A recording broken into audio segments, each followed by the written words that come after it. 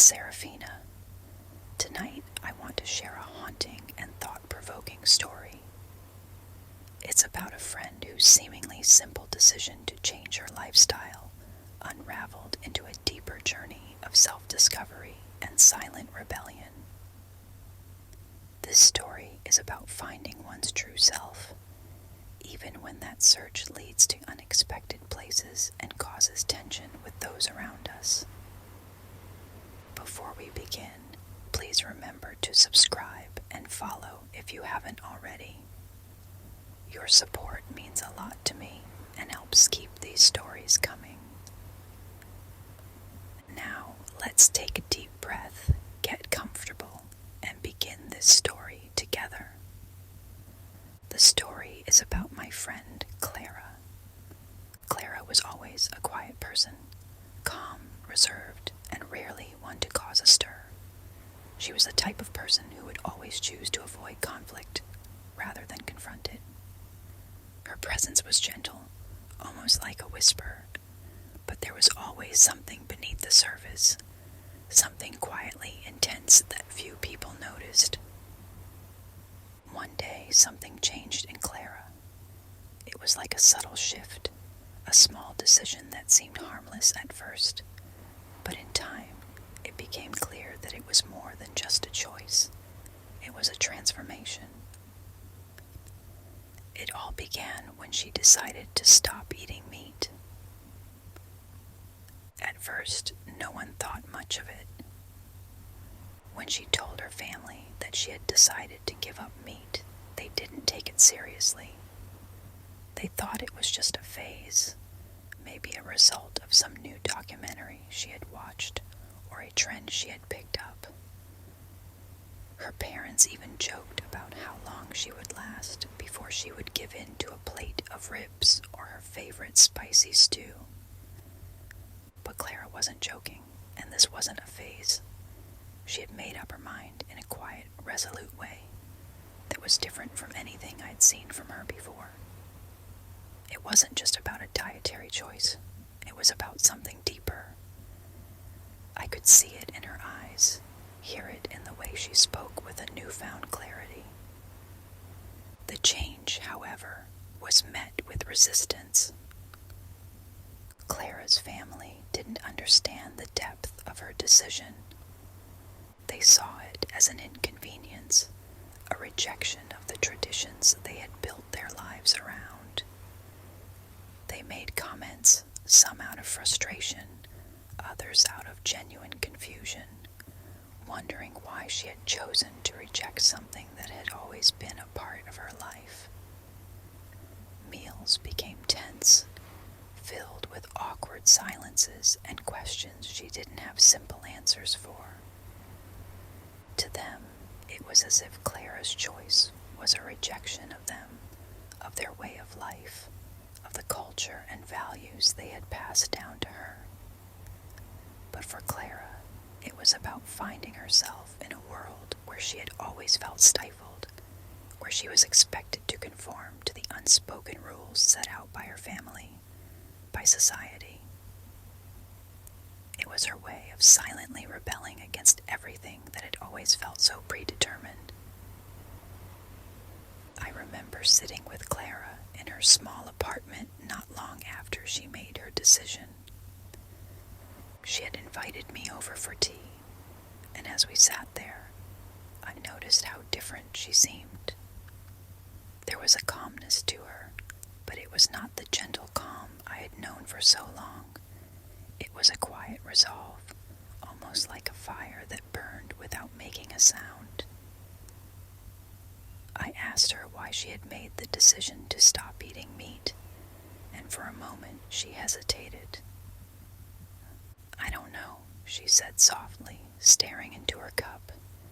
"I just woke up one day and felt different, like something inside me had shifted, and I couldn't go back to the way things were." She didn't elaborate much beyond that, and I didn't press her. I knew that whatever was happening inside her was personal, something that went beyond words. But as time went on, Clara's transformation began to withdraw from social gatherings, particularly those centered around food. It wasn't just about the meals themselves, but the feeling of being surrounded by people who didn't understand her choice, who saw it as an act of defiance rather than an act of self-preservation. I watched as Clara became more isolated, not because she wanted to be, but because it seemed like no one could meet her where she was. She started to find solace in other things: gardening, long solitary walks, painting.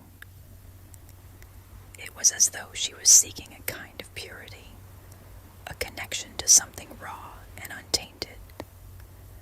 But not everyone was supportive. Clara's family grew more vocal in their opposition.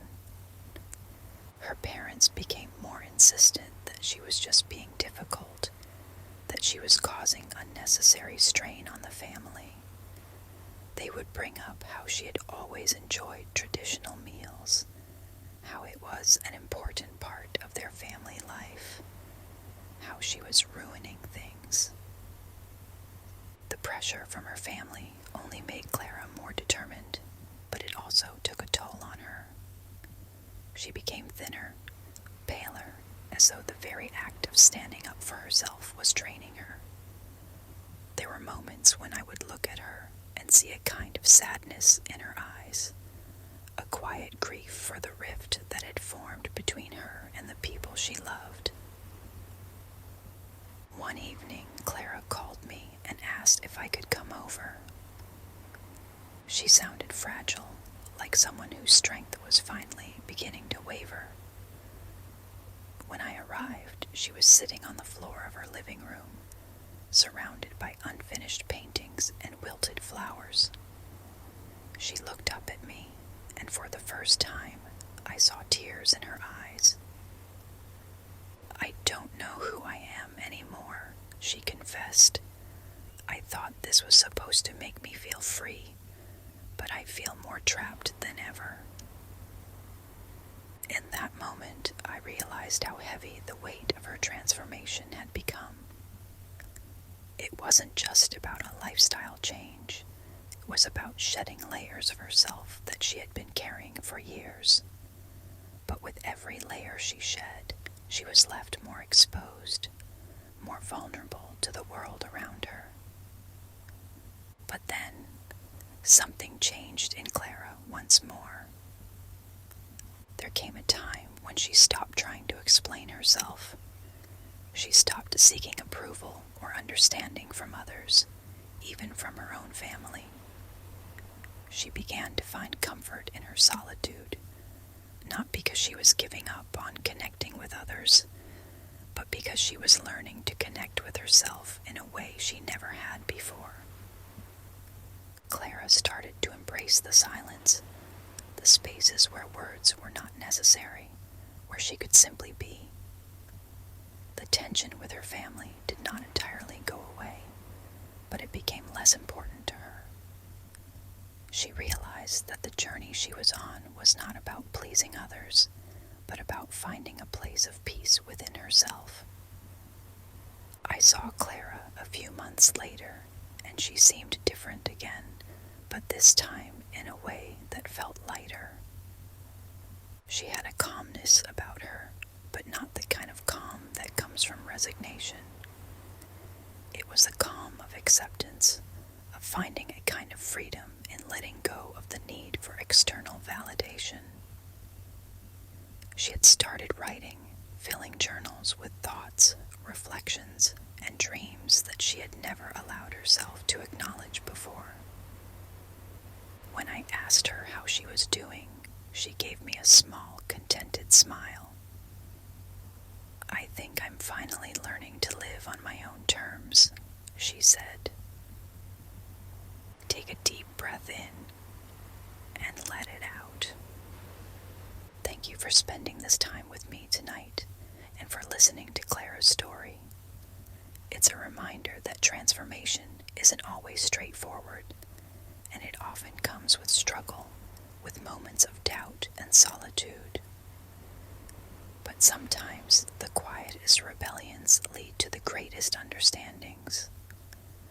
Until next time, sweet dreams, lovely friend. Good night, Seraphina.